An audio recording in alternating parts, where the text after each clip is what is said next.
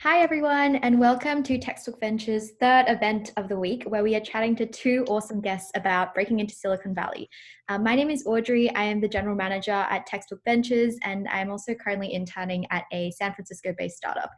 So for those of you who haven't heard of Textbook Ventures before, we are a student-run organization aiming to raise a profile of entrepreneurship across New South Wales. So just a bit of digital housekeeping before we get into it. We're going to keep the conversation casual, so feel free to post any questions and comments throughout the chat if you're curious about anything. And you're also welcome to keep your video on, but do please put yourself on mute. I'm super excited to be emceeing today, so we can dive into the stories of how these two all-stars made their way from university in Sydney to finding awesome opportunities in the Bay Area. So without further ado, let's kick it off. So we'll start with introductions. Pratik, did you want to go first? Yes, for sure. So, hey everyone, my name is Pritik, and yeah, thanks again for inviting me to this. Super excited to be a part of this conversation, and looking forward to speaking here tonight. And yeah, obviously looking forward to the discussion. Sorry, let me mute my messenger.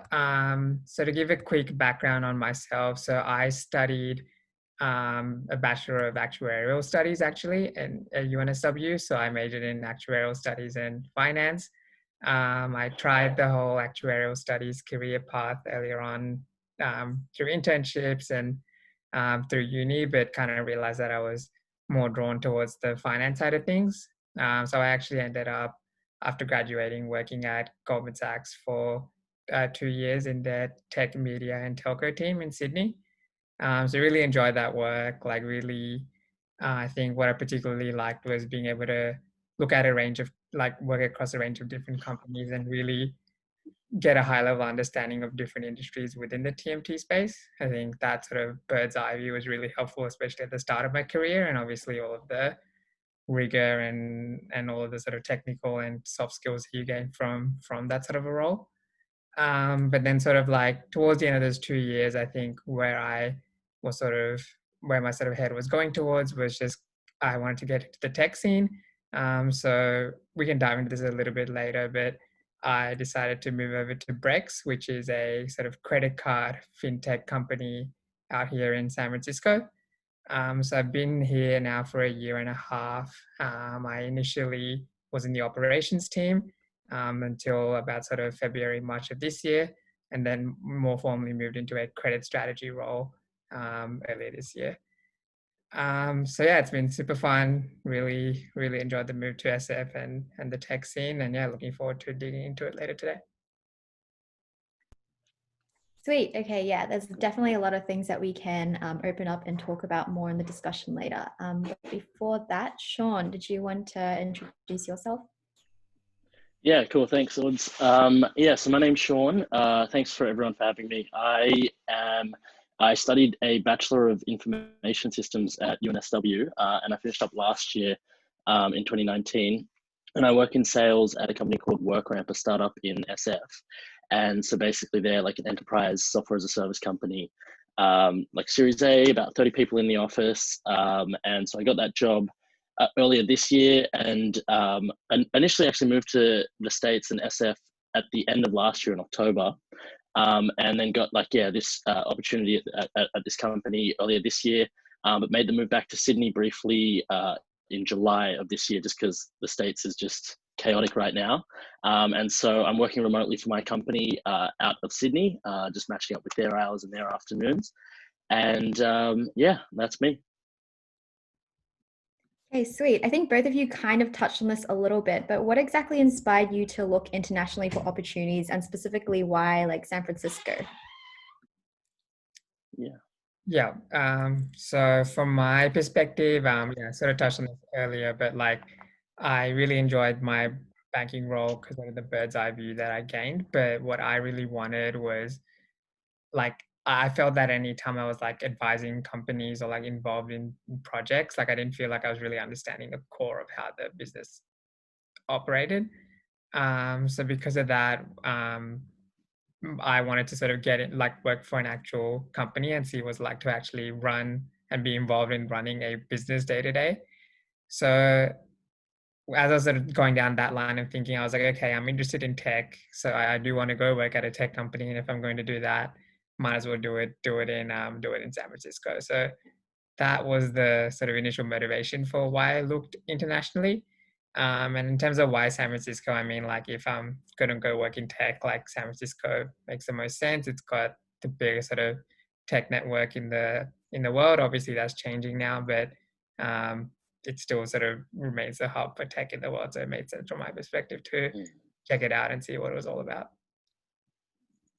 Yeah, cool. And Yeah. Shawn, is it similar for you as well?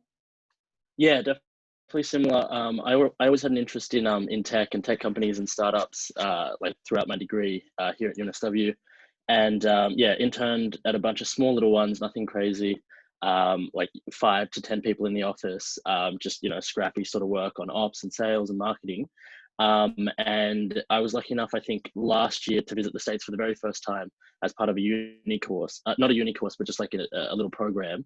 And that was my first foray. And we visited SF, and I also took time to go visit LA and New York and stuff like that. And I fell in love with California and San Francisco. Just the weather, the people, the vibes, all of it. And so I decided I had a bit of extra time during my grad period. Like I'd finished up uni in like August of last year. And so I decided to just spend a month sort of interning and just meeting people in SF. And near the end of that month is where I ended up getting like one of my first job offers there, and deciding to make the move over at the end of the year. Yeah, cool. That sounds really awesome. And Shawn, I guess leading on from how you actually managed to find that role, you mentioned like going to SF first, interning before finding a full-time job. So how exactly did you find like the position that you're in right now? What was the like application process? How did that look? And how did you find the current opportunity? And I guess like the few jobs that you had leading up to the current role. Yeah. So I think, and Pratik might echo this. What I found with SF and my experiences there was that it's definitely a place where you almost have to network your way in a little bit. It's definitely the people that you meet over there, and the opportunities that you find yourself, are how doors will open up. And so for me, what it was I spent a month there. I sent out a bunch of cold emails before I left in Sydney, like, hey, I'm a kid from Sydney, like I can do X, Y, Z. I'd love to just intern and sort of volunteer and learn at your company or under you and this and that. And so I did some small little stints for the month in August. And then it clicked that, hey, I really want to like apply for a full-time sort of offer or a job here. I got a bit disciplined with it. I continued the cold DMs and the cold emails and things like that. That's what I'd recommend there. And for me in particular, like the first role that I found was just through actually just like a random beer sort of mixer event. It was for Aussies in SF at the time. And so I met like the future CEO of the company that I was at. He was there, like, just keeping an eye out for any potential recruits, like on marketing and whatnot. And I was just lucky enough that the stars aligned. We had a decent sort of quick chat at the event, and then we kept in touch after that. And then I went through just a quick recruitment process. Of actually, my turnaround time was really quick. Every company's sort of different. Mine was actually, I think, just about a week and a half, where we had the first initial chat, and then I went and met other members of the team, the CMO. I had a quick sort of interview there, a take-home assignment, and then about 1 or 2 more rounds of interviews, and then that was like the final offer after that. Cool. Yeah. I guess we'll move on to Pratik first before we dive into like specific application and like visa specifics. But yeah, Pratik, how did your journey to your current role go? Yeah, I would definitely echo Shawn's point in the sense that like it is like the network and the kind of people you meet is always important. My journey was a little bit different to Shawn's in the sense that like I was just sort of initially like I'd already sort of done 2 years in a grad role in Sydney, and like I was kind of looking to sort of transition from that to a role in San Francisco. I'd initially considered sort of moving to San Francisco with my existing company, so Goldman at the time, but Brexs as an opportunity came up just because a colleague of mine at Goldman put me in touch with with basically the head of operations at Brex at the time, because he was also an ex-Goldman sort of contact. So I heard about Brex through that sort of mutual connection.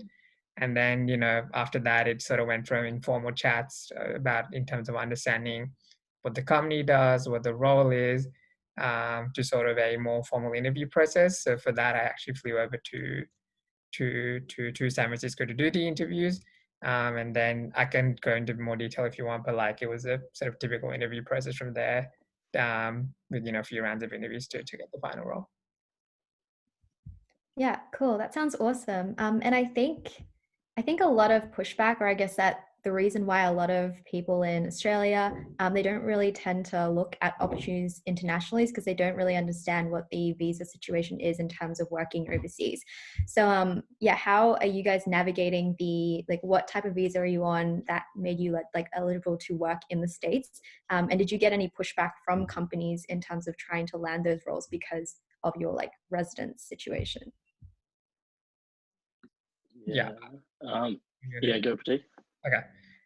So yeah, from a visa perspective, it's relatively, actually, well, compared to other US visas, it's actually relatively straightforward for Australians to go and work in the US in general.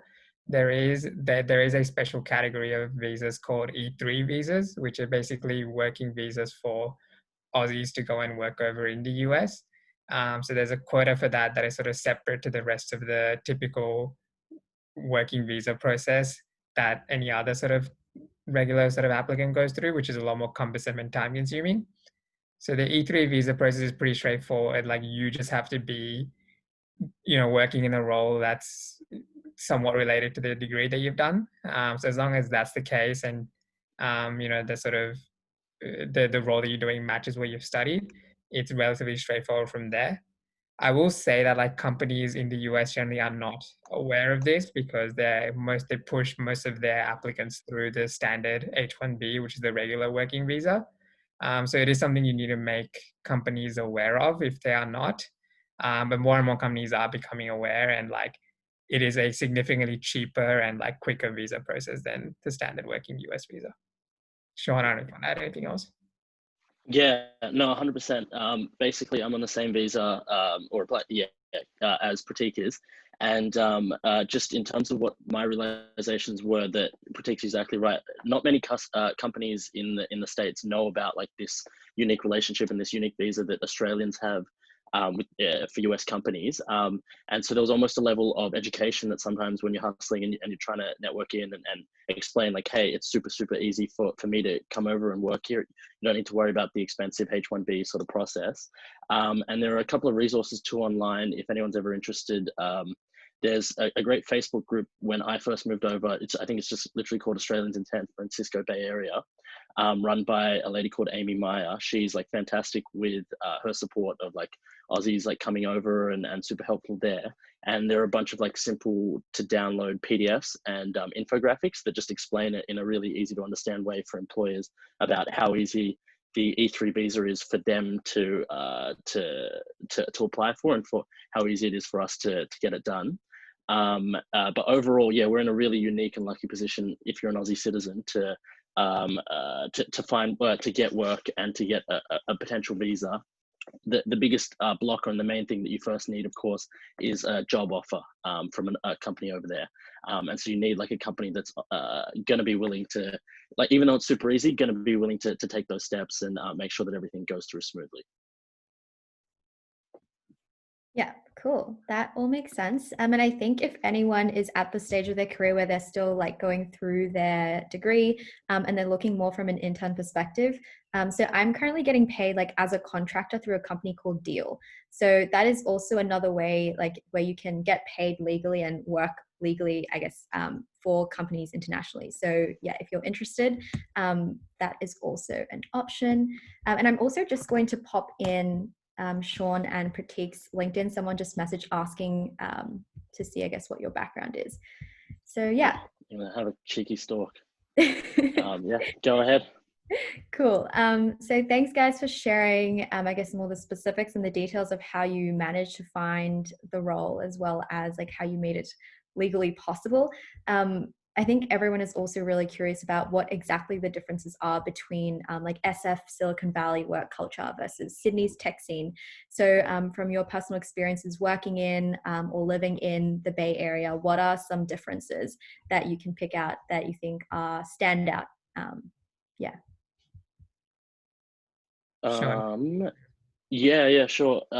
In terms of like, yeah, the work culture and stuff like that, what stood out for me, it's similar, I guess, in startups and tech companies all over, in that it can be relaxed, but it can also be, focus driven. I found that SF and America as a whole, they're a lot more of a performance driven sort of working culture. So they focus on results and metrics, especially if you're at a startup, time is money, and they don't have time to sort of mess around there. So it's definitely, what are you bringing to the table? What sort of results are we pushing forward? Whereas Sydney is a bit more laid back, which is a great pro also. So, you've got the whole Friday drinks in the Arvo sort of vibe there. And it varies, actually, the culture will vary from company to company. You'll have some companies that are a bit more laid back and fun and beanbags in the office and all the usual jazz. And then you'll have others that are just very, sort of a sweatshop and, heads down and get the work done. And then, yeah, I think, yeah, to sort of add on to Shawn's point, like from my personal perspective, it is a little bit more difficult for me to comment because I didn't sort of directly work in the tech scene in Sydney before moving to Brex. But the one thing I will say is that it depends like very, very much on the startup that you or the other tech company that you work at. Brex, for example, is, like uh, just given the sort of the nature of the company and the sort of people there, like the the company, like we do tend to sort of work harder than like a typical, I would say a typical tech company. So like for me, moving from banking over to Brex, like there was still obviously a notable difference, but like I didn't feel sort of the culture shift as much as perhaps I would gone to another startup in the Bay Area. So I would say it really, really depends on the company you're at. And that's something like I'll try to screen for to the extent possible in the interview process, like depending on your preference. And if you have a preference for a particular culture over the other, like I'll try and get a feel for that in the interview process. Yeah, cool. And to add on to that, I know someone in the someone specifically asked like differentiating the startup community. I think in Australia versus the US, like the network of people that you get to meet in the Bay Area is completely different. Like for instance, you'll just chat to people and they'll like name drop a lot of times, be like, oh yeah, like if do you need help with like growth stuff? I know the head of like user acquisition at Lyft. And it's just like these people just tend to chat to each other regularly, or they're easily able to contact each other and ask for advice. So I guess it really is like a melting pot of different cultures internationally, where the best of the best in different areas and verticals of their field tend to like congregate within the Bay Area and in the tech community. So yeah, network is definitely a big thing there as well. But yeah, another question is also, I guess, pros and cons of the US ecosystem over the Australian. So I'm assuming this is in terms of the startup community as well. Like what are the startup community, or I guess lifestyle pros and cons of like living in San Francisco versus living in Sydney? Yeah, I think to sort of separate the two, so the first part of that question around the community, I think like what's really cool and like the big sort of thing that I noticed comparing to Sydney was that like you get, because of the size and depth of the market, you get a lot of people doing a variety of things in San Francisco. Like you in Sydney, for example, the market is not as deep, and you get people sort of following very traditional paths into certain roles or into certain jobs where it's like sort of a well-trodden path. Whereas I would say in San Francisco and the Bay Area in general, like you might get like a sales rep at one company that's come from a completely different background to someone to a sales rep at another company. So like you meet a lot of people who've done a lot of different things, and like it's really like insightful almost to like look at their career paths and see how they've kind of got to where they've gotten to today, and then kind of speaking to them to get their perspective on what they've learned, like what are the things that like made them choose this particular career path. So I would say that like the community is very varied, and there's definitely a lot to learn. There's not like a set few paths that everyone takes. And then to answer the second part of that question around like living in San Francisco, like obviously like from a pure like city perspective, like I mean I still think like Sydney is just the better city, like the better weather. And like obviously I'm biased because my friends and family, a lot of my friends and family here as well.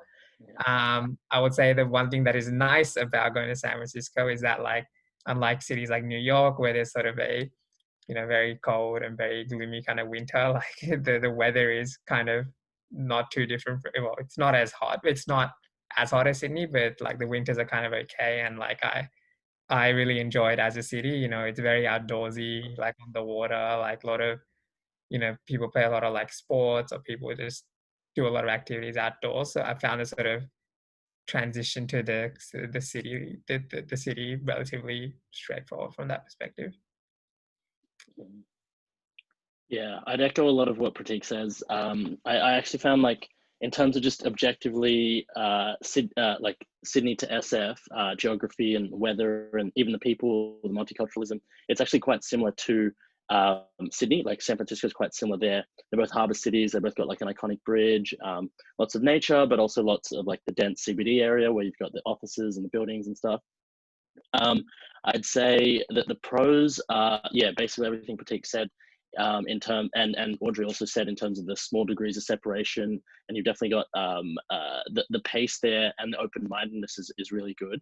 And there are tons of jobs also. If you're interested in tech, you're a product person, you're an engineer, you're a salesperson. At least pre-COVID, there were definitely like a ton of jobs. Now it's obviously made it a bit harder just to apply, but I still believe that the opportunities are there. And then it's also in a way, not the closest, but it is closer to other hubs like LA for entertainment and just holidays and whatnot. And then like Texas or what, like, and then also a bit of New York if you really want to. In terms of the cons, one thing that, and I'm sure Pratik might echo this, in terms of the cost of living and the personal safety and the cleanliness there, that can be often confronting to a lot of Aussies that move over there, because objectively, Sydney in Australia is like one of the best cities in the world in terms of our cleanliness and our personal safety. You can walk anywhere, you can any time of night, that sort of thing. It's nothing too bad that you have to be worried about. But there are parts of SF and LA, and if you look into it, like homelessness and drug addiction sort of problems that unfortunately are amongst the city, that you have to keep your wits about you and you have to just be aware of. So that can wear down on people after a while. But yeah, that's just things that you have to take into account when you want to make the move, when you're sort of ready for it. But other than that, it's definitely a great city to be a part of. Yeah, cool. And I guess on that note, do you think that Silicon Valley is still going to be the giant innovation hub that it is over the next 5 years, especially given, I guess, like the whole pandemic situation, which means that working remote is a lot more acceptable now? And yeah, like what are your thoughts? Yeah. Yeah, I think everyone has their own sort of opinion on it.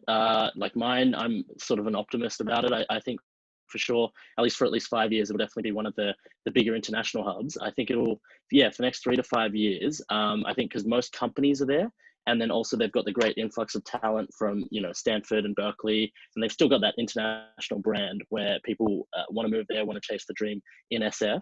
I think that other large hubs in like Austin or LA or New York or internationally in Asia, and Europe, Israel, that sort of thing, they'll continue to rise. And as like, yeah, there'll be more success stories and there'll be more opportunities that grow and come of those cities.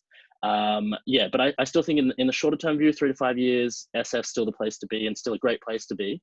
But if you want to take a longer term view, definitely keep your eyes open on Asia and other parts of the world. Yeah, I think there are opportunities everywhere.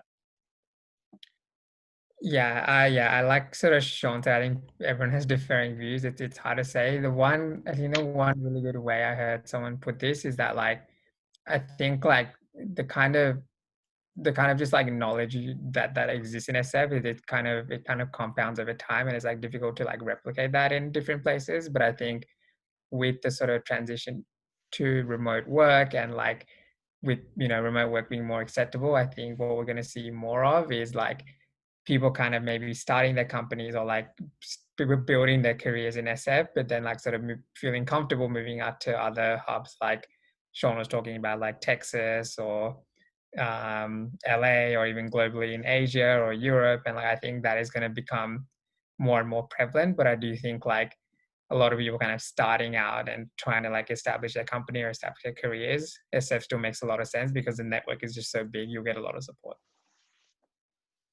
But yeah, who knows really. Yeah, we'll have to see how it goes.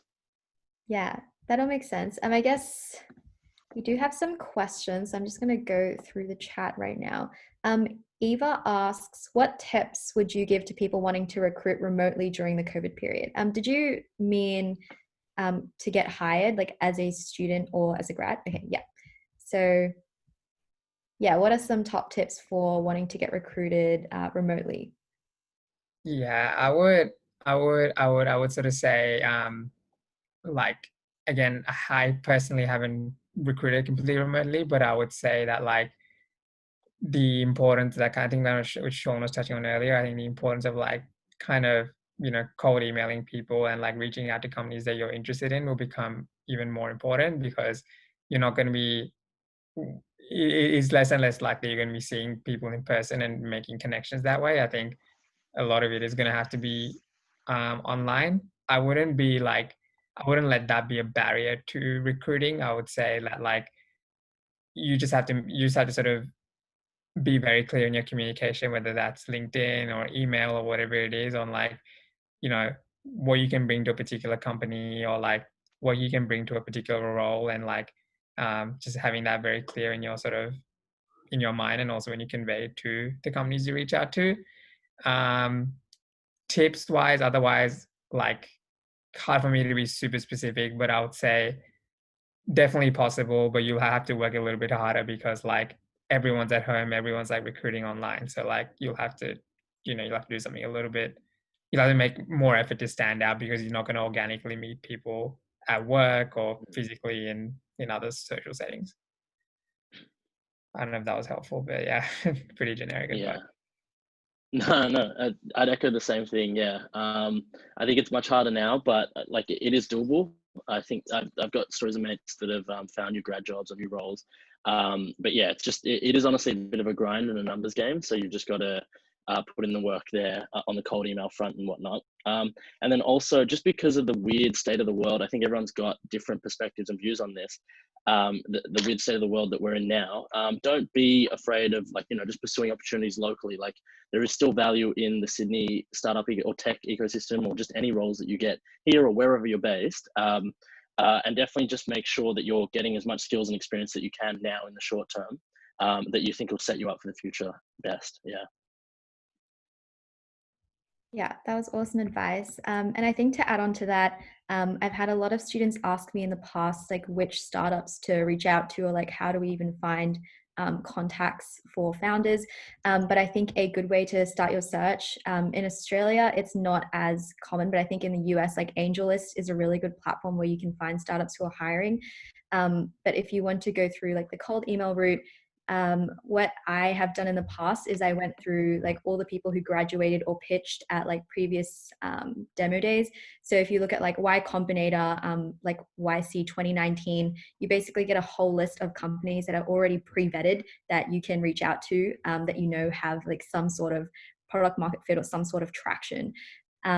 Yeah, that's like one option. Or you can go through the portfolio companies of like other venture capital firms or prominent accelerators, and that way you are screening for companies that are already working on something, and you already have some like legitimacy to the role and the experience that you might get. So yeah, that is an option, as well as subscribing to newsletters like Strictly VC or Term Sheet, where they tell you like who's raising funding at this point in time. So yeah, that's another tip, I guess, in drilling down to which companies to apply for. Another question is, what about the job prospect for non-Australian citizens or PR in the US? I don't know if both of you, I don't know a ton about this, but maybe either of you would be able to shed light on this question a little bit. Unfortunately not. No, sorry, I don't know a ton of it. I think it'll vary depending on nationalities and citizenship and stuff. Yeah, so because like Pratik and I are both Aussies, and we lucked it again. Like, if you're an Australian citizen, you're lucky in that regard. I'm not too sure about the other, and especially now with COVID and Trump and whatnot. Yeah, we'll just have to see how it plays out. Yeah, for sure. Sorry, I was on mute. No, yeah, echoing Shawn there, not a whole lot to add. I think it would be the standard H-1B working visa route. But but I haven't explored that, so not sure what the complications and kind of criteria are there. Yeah, fair enough. We have a question from Akif. So is there a recent trend of companies or people moving out of San Francisco because of the high rent or like the new remote lifestyle? Yes, to an extent. I think there's been a couple of things, and I think the question is trying to get at like, should it, like, is it worth still like kind of moving or trying to find a job in the Bay Area? So I would say there's sort of two things to consider there. Like, one is like, one is like, yes, companies might move their headquarters out of San Francisco to other cheaper locations like Texas or really any part of the country. And I think that trend will continue because like, I think as more and more people go to remote work, I think like it'll be less valuable to necessarily have a physical presence in SF because everyone's online, and sort of meeting and connecting with people online is more acceptable.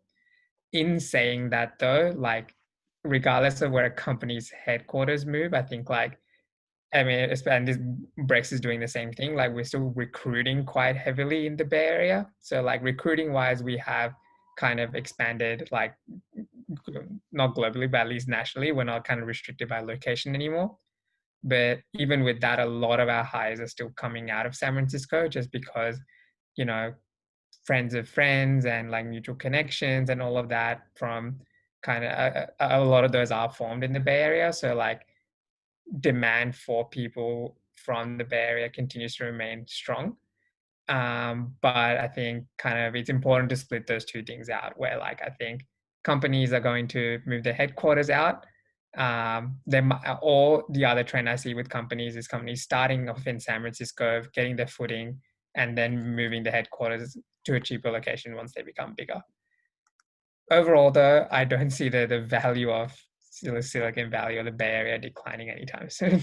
It's just companies moving their physical locations to optimize their own P&L.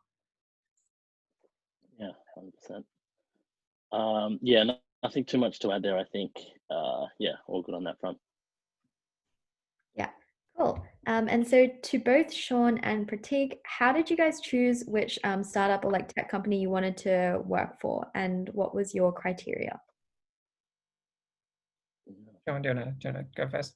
Oh yeah, sure thing. Yeah, I think everyone sort of differs on this. For me personally, I was lucky enough to just intern at some smaller startup companies in Sydney when I was studying, and most of those were very early stage. 1 year companies that had just been around for a year with like 5 people, 10 people in the office, and it was very much putting out fires and figuring out product market fit, and just getting out there hustling to get customers and figure out the business structure. And so I found that really rewarding because you could jump and wear a bunch of different hats, and you'd be on ops and you'd be on sales, marketing, and do whatever. But after a while, also the onus is on you to continually learn and coach yourself and put your hand up and step into those roles and opportunities. So for me personally, I found myself just a bit burnt out and wanting to learn from a more structured environment. And so there's a big range between what I just described, the seed funded companies, like very early stage, and then you've got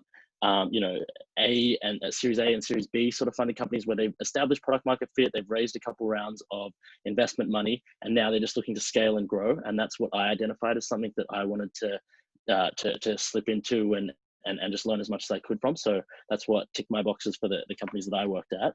And then Pratik will, I'm sure, have some great insights too, because his is like a larger established company for startups.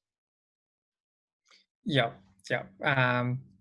So from my perspective, I think the reason sorry, just to clarify, the question was why did I choose the company I worked at, correct?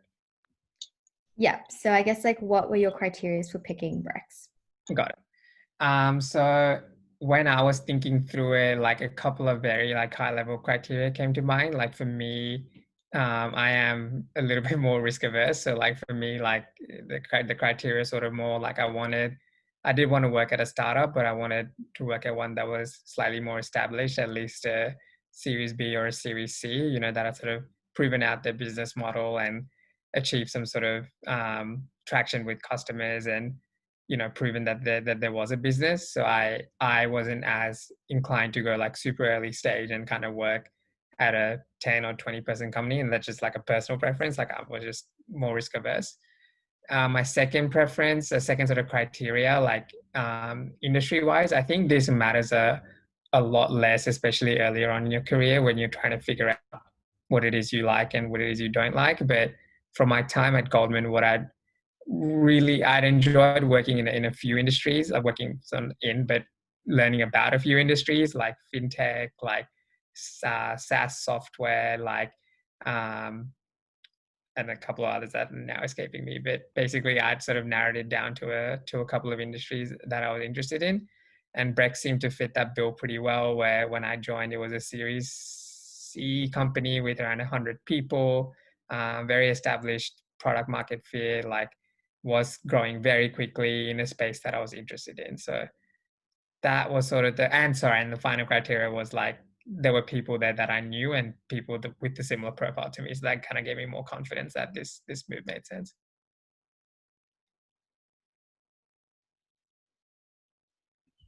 Yeah, cool.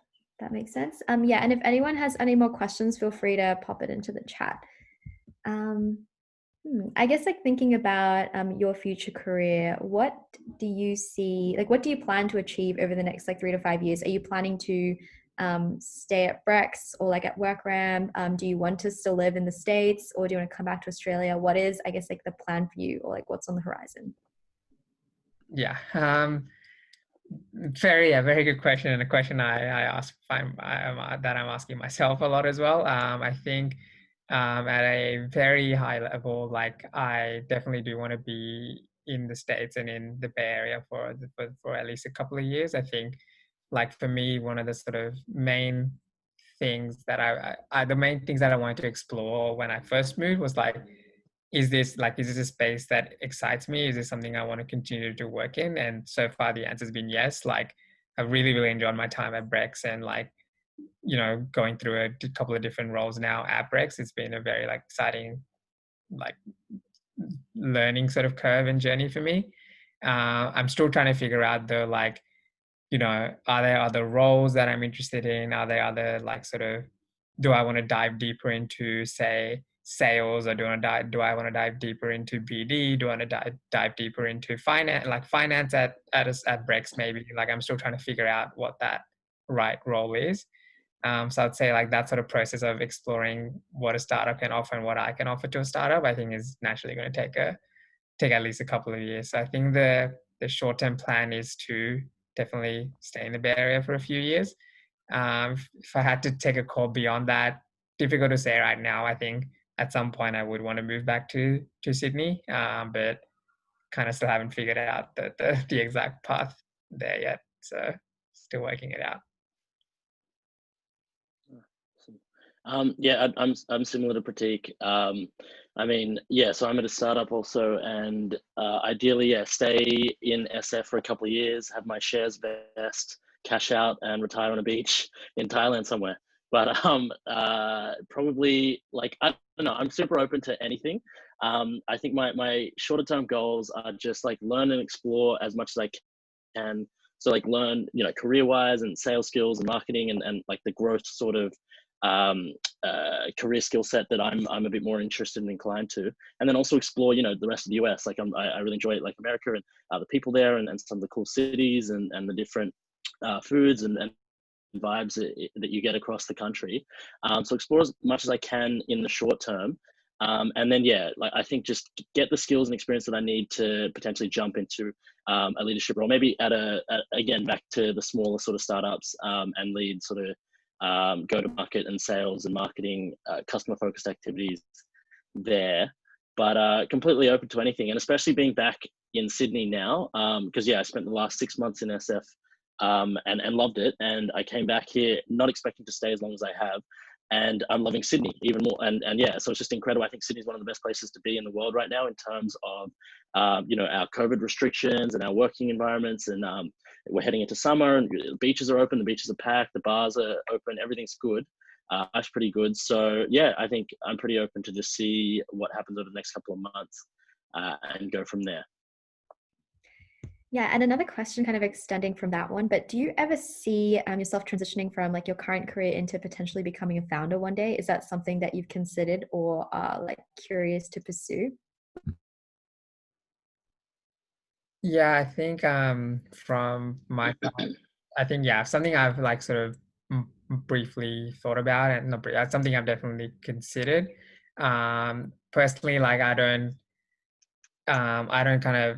want to sort of start a company just for the sake of starting a company, just because I am in San Francisco and like, it's cool or whatever it is to kind of start your own company. I think if I were to do that, like I would want to like have an idea that I'm passionate about and like have a co-founder that that I'm comfortable working with, and we sort of share that same passion. I think if I ever get to that stage, then yes, I would consider starting a company. But if it happens organically and I find something that interests me, then perhaps one day, yes.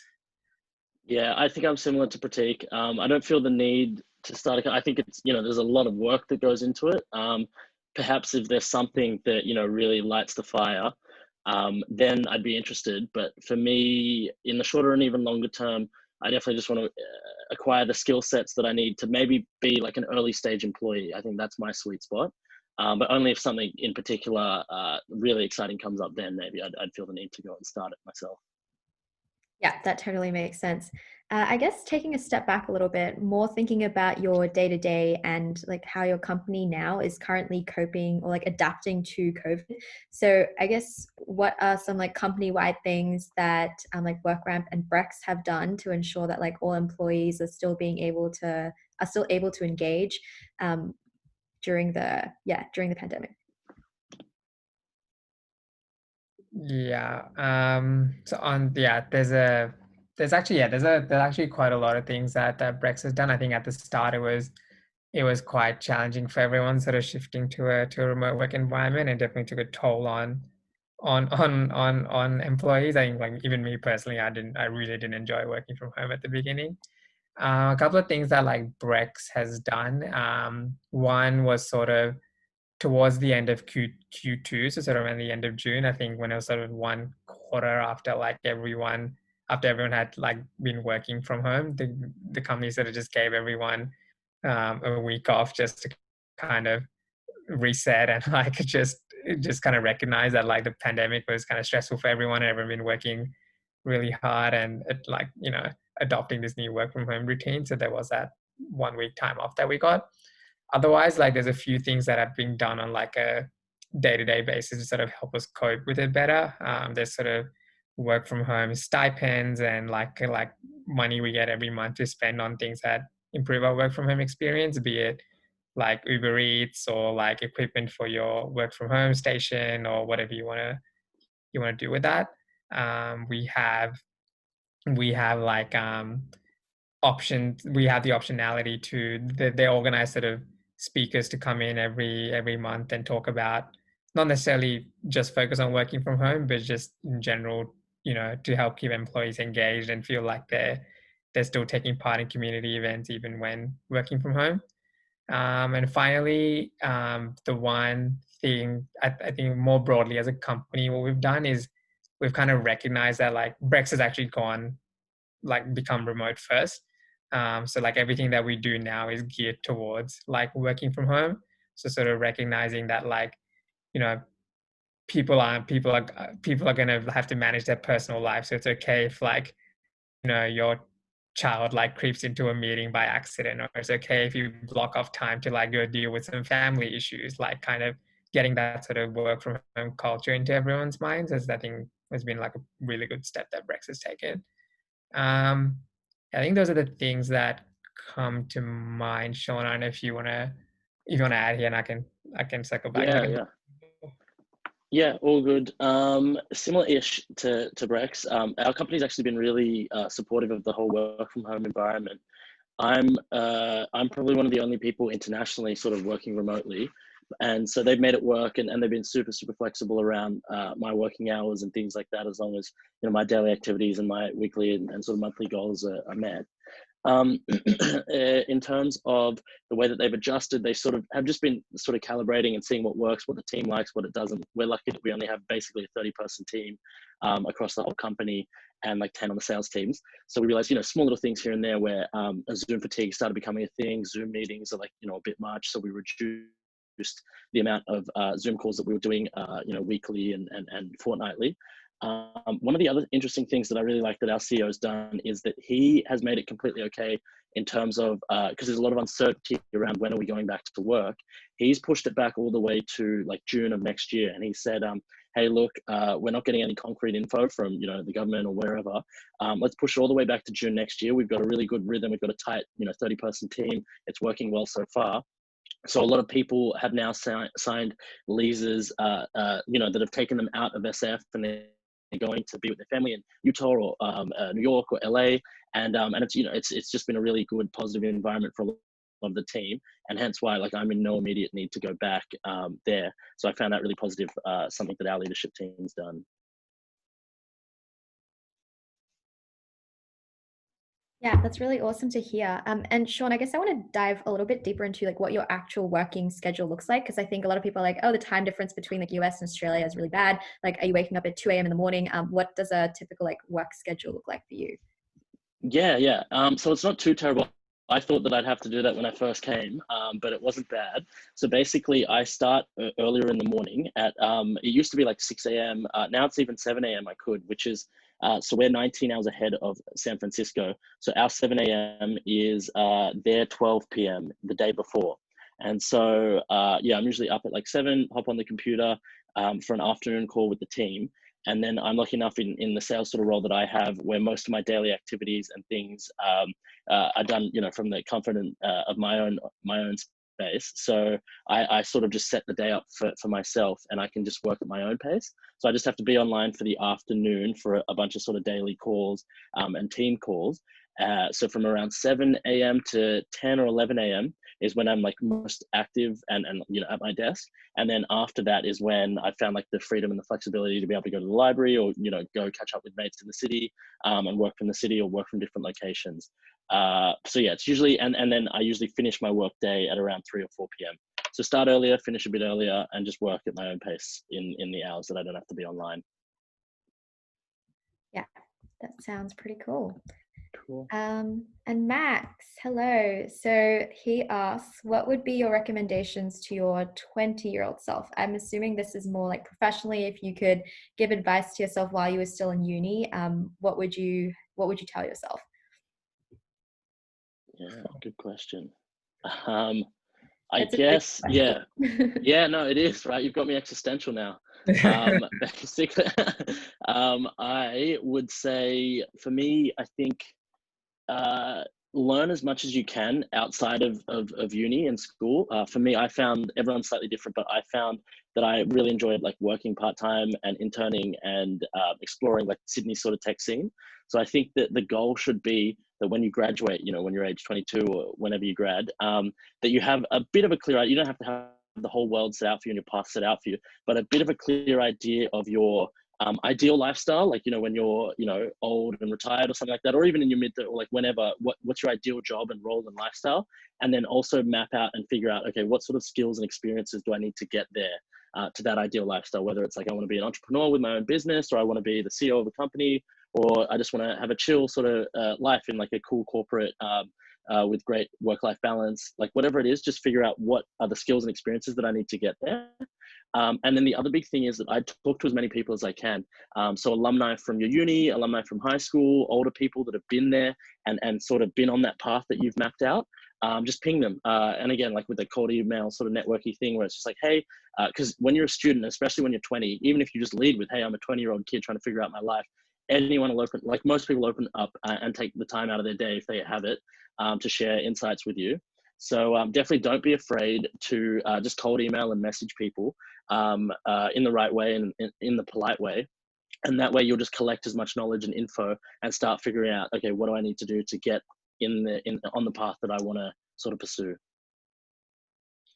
Yeah. I mean, that's a really good answer, honestly. And I think from my perspective, I think one of the, and I'll probably say this 5 years from today as well, what would I have known when I was 25? But basically, I think it would be just read and kind of talk to as many people as you can, kind of I think kind of really similar to Shawn's point, but just when you're in uni, just kind of just kind of trying to explore what's out there. So like just, you know, if anything like particular like sounds interesting to you, like go and read about it, go and there's plenty of resources on the internet for that sort of stuff. Like it could be literally any field. It could be tech, startups, it could be professional services like consulting or banking. Like there's a lot of resources out there to like for you to like get a sense for the kind of jobs and careers that are out there. So I would say definitely like do a lot of that.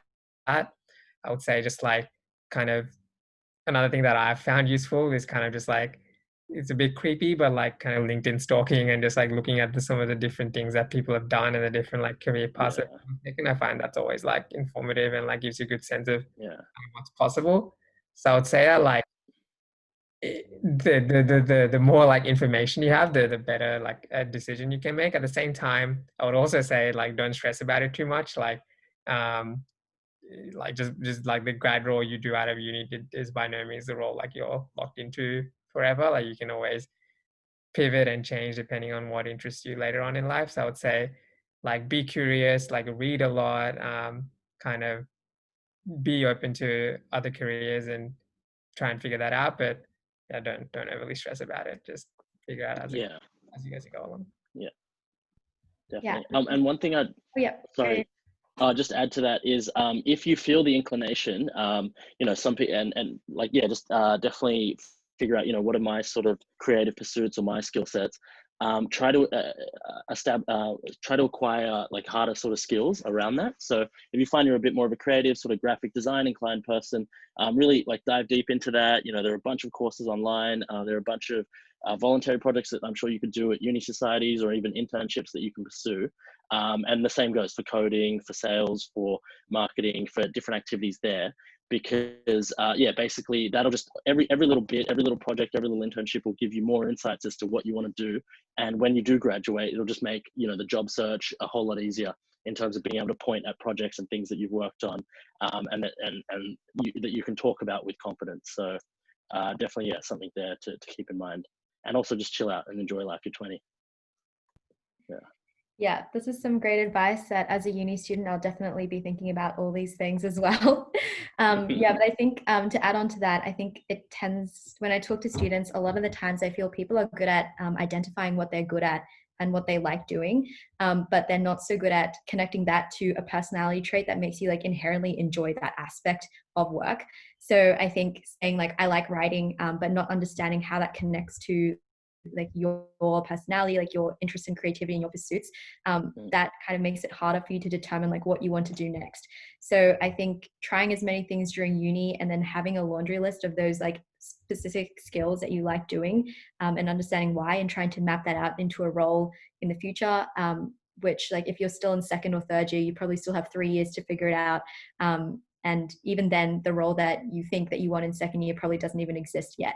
So yeah, just be open to trying as many new things. I think Pratik said it really well when he said to read, get as informed as possible. And yeah, but don't stress because your grad job is not your life job. So yeah, those are some great tips. I think last question, we haven't really talked so much about this. So I guess what are the key challenges of your time in SF so far? Can be work or lifestyle. I can probably segment that into two bits. Like the first part I would say is from a social perspective. Obviously, like moving to a different country, you're sort of leaving your friends and family network behind and trying to like start a new network over there. That is always challenging. So I would say the way to combat that, I got lucky in the sense that my roommate is also from Sydney and happened to move at the same time. So I got lucky in that respect. But I would say like you have to make a genuine effort, and I was guilty of not doing this early on, but you have to make a genuine effort to connect with people, to actually start setting up your friends network in a new city. So that was definitely a big challenge for me to begin with, but definitely like be open, like, you know, if you meet people at work you like push to hang out with them, organize events with them. Don't expect them to do that for you. You're gonna have to push a little bit. So I'd say that was the biggest challenge, sort of personally. From a work perspective, I mean, nothing surprising. Sort of changing careers and like adapting to the working culture and the job requirements of a new role was challenging at the beginning. But like I think when you're spending five days a week like doing that, I think that you pick up relatively quickly and you get comfortable with the role. At least I did. Like you get comfortable with the role you're in pretty quickly just because of the amount of time you devote to it. But yeah, it was challenging at the start to go from a finance career to working at a tech company, at least like culture and skill set wise. Yeah, no, definitely echo Pratik's points on the social side there, especially moving out, and it varies for everyone. But I was at a stage where I was still like living at home just as I graduated, and then having to go through that period of like moving abroad, and then also living on your own, and also graduating from uni and making that step from uni to full-time work. So you're often juggling a lot when you move abroad. So that's something that you'll definitely have to balance and try to prep as best as you can for. And the social element, it's not the easiest thing at the start. It's almost you have to take yourself out of your comfort zone really, and like really make that effort to go to events and meet people and just chat like, hey, what are you up to on the weekend, or go to different events and create your own little bubble and circle. So that's like a challenging element there. And then one thing to be cognizant of, especially in these bigger cities in America, is the cost of living is a bit higher there too. So depending on like the career path that you take and the role and the job, you will have to account for that. And the independence there. It's just more, so about those two things. And then the work environment is slightly different, but it's something that you do adjust to. But yeah, definitely the social element and the life element is what would be the challenging parts, but things that you just learn from and make you better. Okay, sweet. Thank you so much, guys. I'm aware it's a little bit past 6, so we will wrap up now. A huge thank you to Shawn and Pratik for being so generous with your time in answering the questions and sharing your stories. I'm sure the audience have learned a ton from you too, and I'm definitely going to take up some of the advice that I've heard today. For those of you who aren't listening live, we are recording the session, so we'll definitely be able to share this on YouTube and across our social channels. I really hope that this chat will inspire you all to consider international opportunities, especially those in the Bay Area.